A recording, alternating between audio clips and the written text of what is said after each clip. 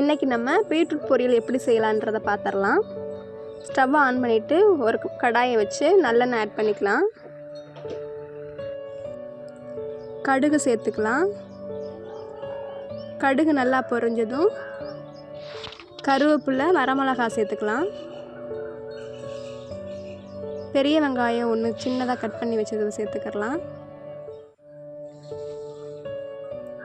எல்லாம் நல்லா வதங்கினதும் உப்பு லைட்டாக போட்டு ஆட் பண்ணிக்கோங்க.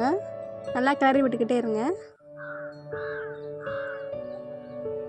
கட் பண்ணி வச்சுருந்த சின்னதாக கட் பண்ணி வச்சுருக்க பீட்ரூட்டையும் சேர்த்துக்கலாம். நல்லா வதக்கி விட்டுக்கலாம். எண்ணெயிலே கொஞ்சம் நேரம் வதங்கட்டும்.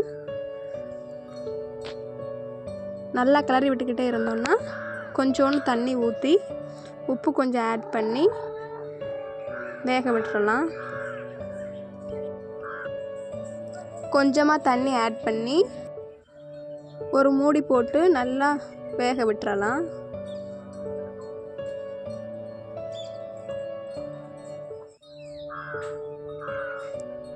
அப்பப்போ கிண்டி விட்டுக்கிட்டே இருக்கலாம். நல்லா வேகணும். நல்லா வெந்தால் தான் நல்லாயிருக்கும்.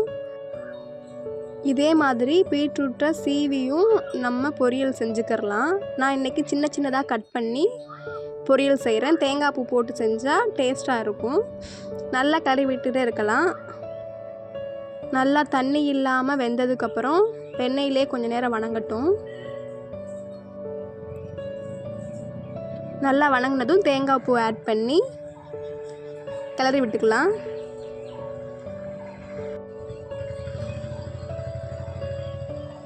தேங்காய் பூ சேர்த்து நல்லா கிளறி விட்டுக்கிறலாம். அவ்வளோதான், நம்மளோட சிம்பிளான பீட்ரூட் பொரியல் ரெடி ஆயிடுச்சு. இதுதான் நான் எங்கள் வீட்டில் செய்கிறது. ஒரு டைம் ட்ரை பண்ணி பாருங்கள். நல்லா இருந்தால் லைக் பண்ணுங்கள், ஷேர் பண்ணுங்கள். தேங்க்யூ.